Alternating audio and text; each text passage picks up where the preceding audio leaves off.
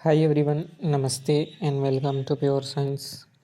जैसा कि आप जानते हैं, हम लोग सॉल्व कर रहे हैं असिस्टेंट प्रोफेसर एग्ज़ाम 2019 के फिजिक्स सब्जेक्ट के क्वेश्चन पेपर को। ठीक है, तो यह एग्ज़ाम जो है CGPSC द्वारा लिया गया था 2019 में। इसका वैकेंसी आया था, एग्ज़ाम हुआ था 2020 के नवंबर में। ठीक है, तो हम इसका क्वेश्चन सॉल्व कर रहे हैं। हमने बहुत सारे क्वेश्चन सॉल्व कर लिए हैं, इसी कड़ी में यह अगला वीडियो है। तो आप अगर हमको फॉलो करना चाहते हैं तो यह है यूट्यूब चैनल का लिंक, और टेलीग्राम चैनल में भी आपको यह PDF मिल जाएगा जो मैं पढ़ा रहा हूँ अभी, इसका PDF। और इंस्टाग्राम में भी हमको फॉलो कर सकते हैं। ठीक है, तो चलिए देखते हैं अगला प्रश्न। नेक्स्ट है, कंपन वर्ण क्रम में शून्य बिंदु ऊर्जा को व्यक्त किया जाता है। In a vibrational spectra zero point energy corresponds to, है ना, जीरो पॉइंट एनर्जी जो होता है उसको किससे दिया जाता है। ठीक है, वाइब्रेशनल स्पेक्ट्रा में। ठीक है, तो यहाँ ऑप्शन दिए हुए हैं। E0 is equal to 5H nu zero, E0 is equal to 5H cross omega zero, E0 is equal to 1/2H cross omega zero, और E0 is equal to 1/2H nu zero. ठीक है, तो vibrational spectra में जो zero point energy होती है उसको किससे व्यक्त किया जाता है। तो इसके लिए option D is the right answer. E0 is equal to 1/2H nu zero. ठीक है, यह जो है H ओमेगा ज़ीरो है। अगर यह H क्रॉस ओमेगा ज़ीरो होता तो यह आंसर भी सही होता। ठीक है, ऑप्शन सी भी सही होता, लेकिन यहाँ पर H ओमेगा ज़ीरो दिया है, तो जो आंसर होता है वह होता है H कट ओमेगा ज़ीरो। ठीक है, इसलिए ऑप्शन डी सही है। E0 is equal to 1/2H nu zero. ठीक है, नेक्स्ट बढ़ते हैं। रमन वर्ण क्रम में, रमन स्पेक्ट्रम में स्टोक्स एवं एंटी स्टोक्स लाइन की आवृत्तियों को क्रमशः व्यक्त किया जाता है। स्टोक लाइन और एंटी स्टोक लाइन हम जानते ही हैं क्या क्या प्रॉपर्टीज़ होती हैं, पहले देख लेते हैं। स्टोक लाइन जो है इसका फ्रीक्वेंसी कम होता है। स्टोक लाइन का फ्रीक्वेंसी कम होता है। ठीक है, और एंटी स्टोक लाइन का फ्रीक्वेंसी ज़्यादा होता है।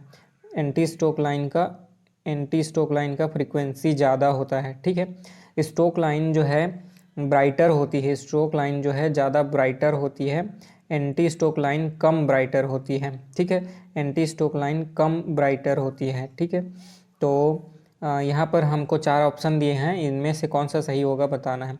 तो न्यू जीरो जो है आपतित प्रकाश की आवृत्ति है। ठीक है, तो हमने अभी देखा कि स्टोक लाइन का जो फ्रीक्वेंसी कम होता है। ठीक है, तो आपतित प्रकाश की आवृत्ति अगर न्यू जीरो है, आपतित प्रकाश की आवृत्ति न्यू जीरो है, तो उससे कम होगा, ऑब्वियस सी बात है ना। न्यू m करेंगे मतलब घटाएंगे तो कम होगा। यह हो गया स्टोक लाइन के लिए। और एंटी स्टोक लाइन के लिए आवृत्ति ज़्यादा होती है, फ्रीक्वेंसी ज़्यादा होती है।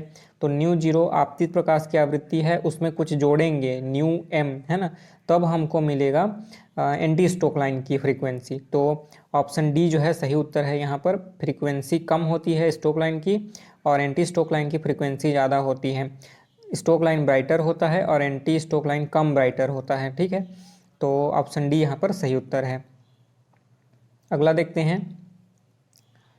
Rotational lines ER, vibrational line EV एवं इलेक्ट्रॉनिक्स लाइन EE के मध्य ट्रांजिशन के लिए आवश्यक ऊर्जा के परिमाण का मान निम्नानुसार व्यक्त किया जाता है। तो यहाँ पर जो है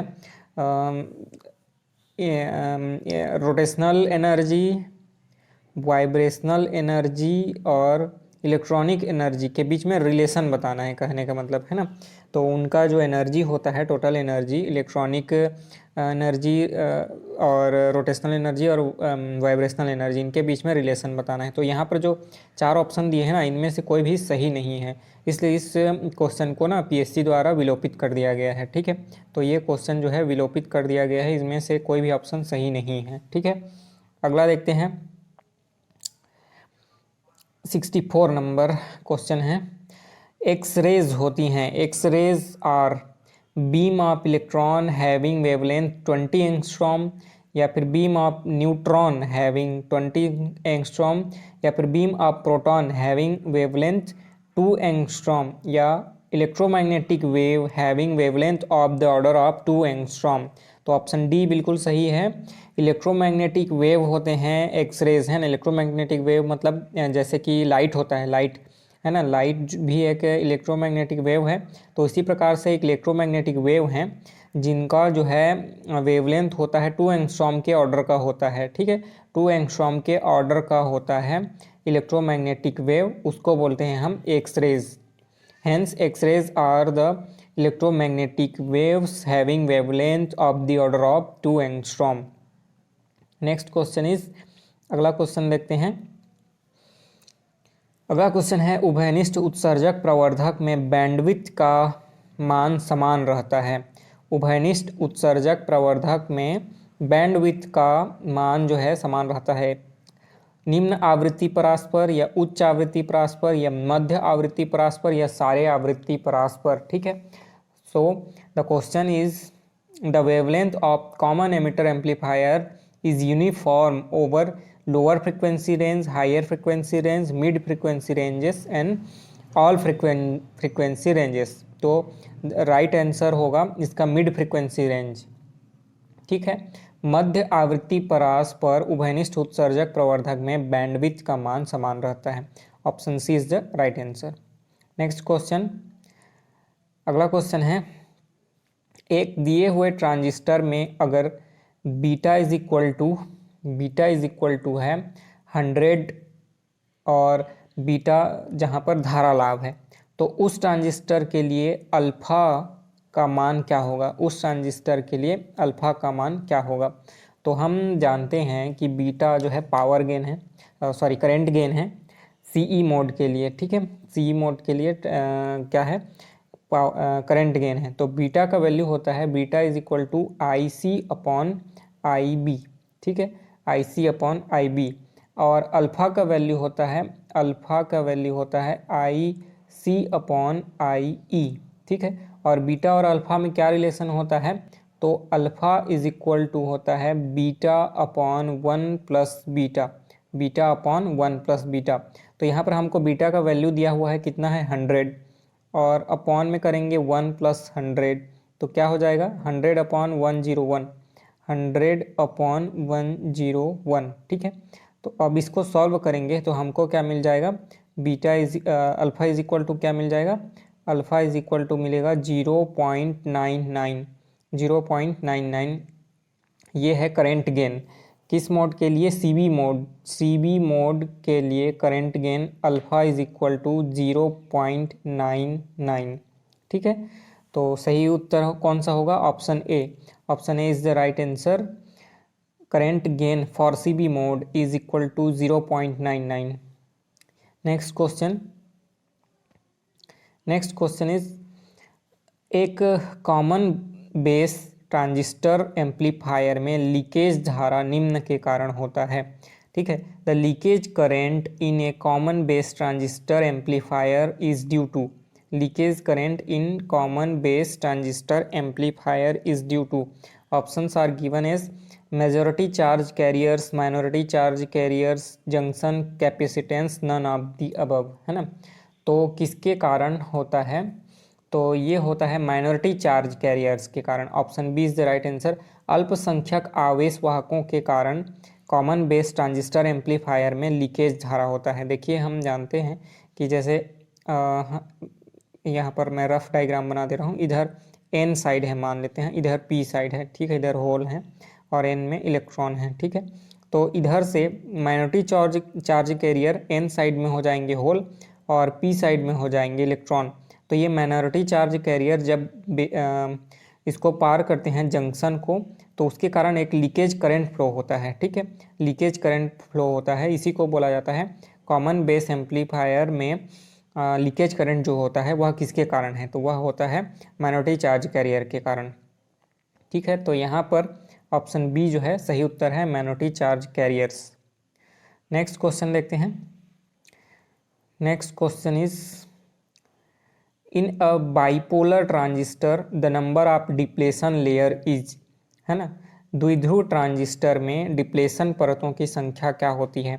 तो मैं रफ डायग्राम बना दे रहा हूँ। यहाँ पर एक ट्रांजिस्टर इस प्रकार से होता है, बीच में होता है बेस, एक तरफ होता है एमीटर, ठीक है, और एक तरफ होता है कलेक्टर। कलेक्टर का साइज जो है थोड़ा बड़ा होता है, ठीक है, और एमीटर में डोपिंग ज़्यादा होती है और बेस जो है पतला रखा जाता है। तो यहाँ पर बेस और एमीटर के बीच में एक डिप्लेशन लेयर है और बेस और कलेक्टर के बीच में एक डिप्लेशन लेयर है। तो बाइपोलर जंक्शन ट्रांजिस्टर में दो डिप्लेशन लेयर हो गए, ठीक है। यहाँ पर क्या पूछ रहा है, in a bipolar transistor the number of depletion layer is, तो यहाँ पर सही उत्तर होगा ऑप्शन बी 2, है ना। Number of depletion layer in a bipolar transistor is 2। Option 2 जो है सही उत्तर है, ऑप्शन बी जो है सही उत्तर है। नेक्स्ट क्वेश्चन क्या है? नेक्स्ट क्वेश्चन है, एक 3 स्तरीय ट्रांजिस्टर प्रवर्धक में व्यक्तिगत स्तर के लाभ 10 डेसिबल, 5 डेसिबल, 12 डेसिबल हैं, तो प्रवर्धक का कुल लाभ डेसिबल में कितना होगा? ठीक है, तो इसको पीएससी द्वारा विलोपित कर दिया गया है, ठीक है। यहाँ पर जो ऑप्शन दिए हुए हैं ये इनसफिशियंट है, तो पीएससी द्वारा इस क्वेश्चन को विलोपित कर दिया गया है, इसको हम नहीं देखेंगे। अगला देखते हैं। नेक्स्ट क्वेश्चन है, एक आयाम मॉड्यूलेटेड तरंग में उपयोगी पावर ले जाई जाती है। आयाम मॉड्यूलेटेड तरंग में उपयोगी पावर जो है किसके द्वारा ले जाई जाती है? In an amplitude modulated wave the useful power is carried by.